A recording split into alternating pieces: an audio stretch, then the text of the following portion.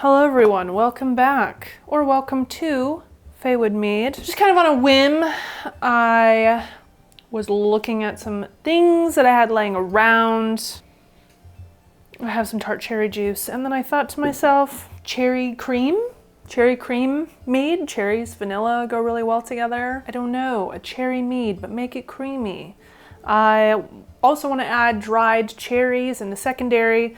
I figured I would add a quart of this. I have 2 pounds of Dutch Gold already like melted. I heated it up in some water. Hopefully it's not too hot. Here it be. So I'm just gonna pour it in. I am using sink water because I am on well water, so stuff's pretty nice. You know, it's got minerals, it has great flavor, it's not full of a lot of like chlorine and fluoride and all that. The better water you use, the cleaner it is, then the cleaner tasting your mead will be. Yes, it does make an effect, so keep that in mind. R.W. Knudsen Just Tart Cherry. So ingredients: filtered water, sufficient to reconstitute, organic red tart cherry juice concentrate. And that is it, and I'm pouring all of this in here. I do shake these bottles up because there tends to be a little bit of sediment in here. I mean, it's all kind of seen as like yeast food, I guess. Why not? So for those of you who may be brand spanking new to mead making, I know I don't really talk to you all very often. I more so speak in my videos as if you already know everything there is to know about what I'm doing, and I feel like I've had more and more new mead makers show up to my channel. So as sort of, I don't know, a warning, I would still consider myself, why do I keep thinking apprentice? I'm not like a master mead maker or anything, all right? I've only been making mead for, I don't know, just over 2 years now, 2 years and a handful of months.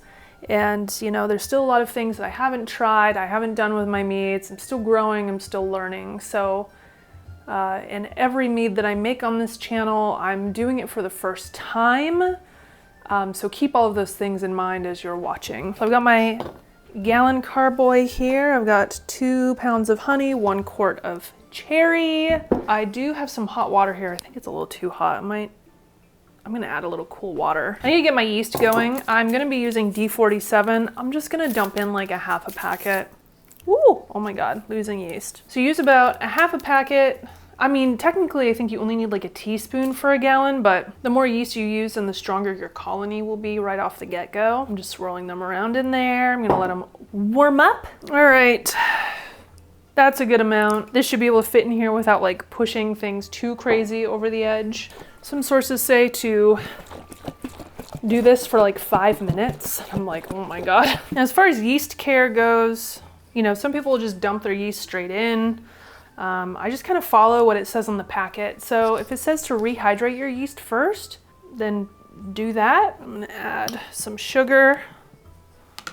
Stir that up. You want them to wake up. Preferably you don't just throw them in a vat full of sugar because it can be a little overwhelming for the little guys. Let that sit for like, I don't know, a minute.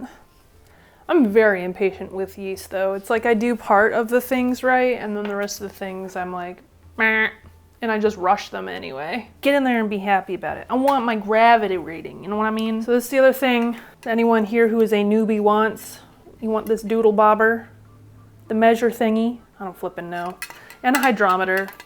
They do have fancy plastic hydrometers that don't break. The cheapy ones are the glass ones. I've broken one of these. 1 in 2 years I think is pretty good, TBH. But this is gonna tell you how much sugar is in your mead, and also how much alcohol will be present in your mead. It's, you know, both of those things are good things to know. I mix you, I want you in. Oh, do I want more water than that? I've got it up to like the 1 gallon sign print. 1.088. I just don't want it to be like a really high ABV. I'm trying to make lower ABV stuff so that I actually want to drink it. And so that I can drink it because I'm a lightweight little baby boo-boo. I want to enjoy some mead. I gotta like open a bottle and it takes me like days to drink it. I do use a nutrient schedule. I use Fermaid K because I just have a tub of that. A lot of people like Fermaid O. There's a little bit of a difference in the nutrient type. So I just follow the instructions on the container. Either when the alcohol gets high or the sugar starts running low, they get really stressed, and then their membranes and stuff get really thin and they get really stressed, and then that's when they start putting out off flavors. And you can get like rocket fuel that way. All right, stay tuned for part dos. We're back, and I am hyped, actually. I'm really excited for this one. I'm gonna try some different things out. I do have an acid blend, I have wine tannin, and I have some lactic acid. So the plan is we're gonna rack, and I'm gonna taste it and potentially add some of these things. We're also gonna add some dried tart cherries.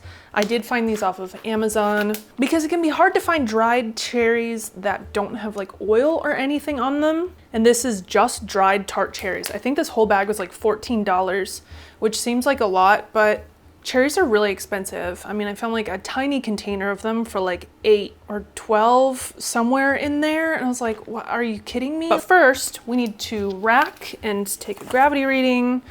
I mean, this has been sitting, let's see, when did I start this? I started at the 27th of February. Oh God, it's almost been 2 months. Where does the time even go? I don't know. But this is clear and gorgeous. Just an FYI, in case you can't tell, it's beautiful.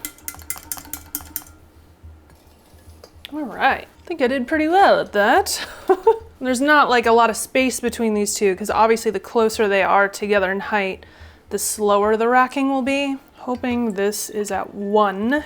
Oh yeah. This is looking mighty fine. It is under 1, as a matter of factoroonie. Shoot! I can't add cherries. Oh my gosh, I always do this. I have to stabilize. All right, I don't know what to do because I'm gonna be out of town for almost a month.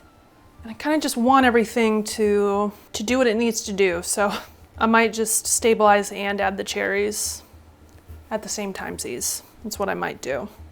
Okay, let's do a little taster of this. Doesn't smell like much, honestly. Makes sense, it's only 2 months old.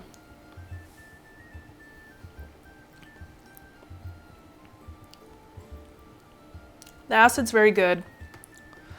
I don't know, should I add tannin? Because the tannin, there might be quite a lot that comes out of the cherries themselves.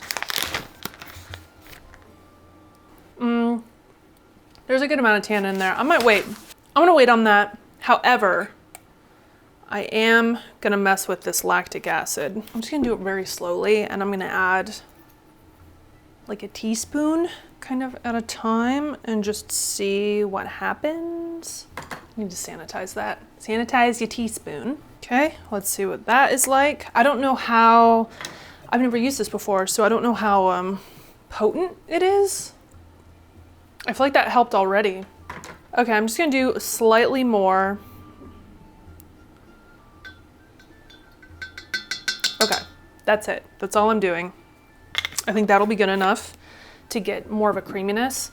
I am also gonna add a vanilla bean to this. I guess instead of a wine tannin blend, I could just add oak. I'm worried about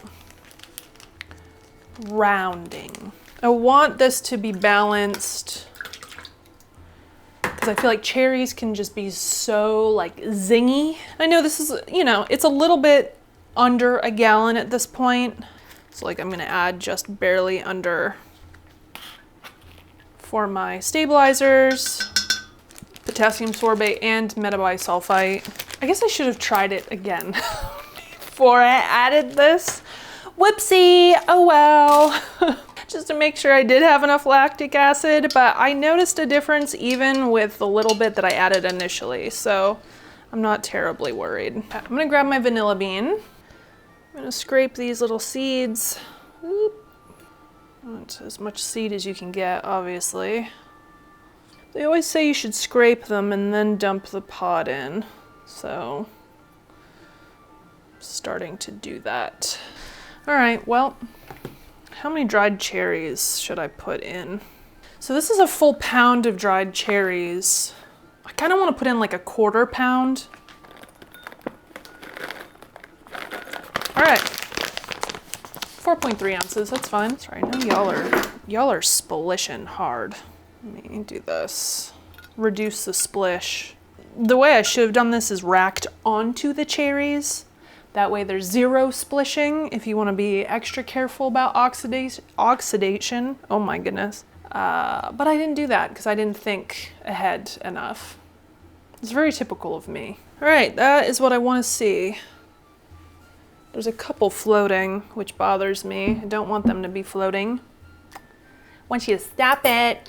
If you have stuff just left floating at the top of your mead, then, you know, you do run the risk of mold, which is a big problem. You don't want that. How strong is this?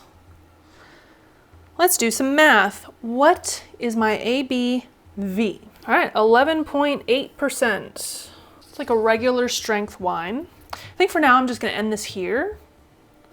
And so the second video will be sort of the finishing up, the clearing, the bottling, and sort of the pre-tasting to really see how this is developed. I'm really excited about this one. It's, yeah, I really hope that I achieve like a nice sort of creamy cherry, just a good creamy cherry mead. Well, thank you so much for watching. I appreciate your support as always. Thank you, thank you, thank you. Mwah, mwah, mwah. Bye.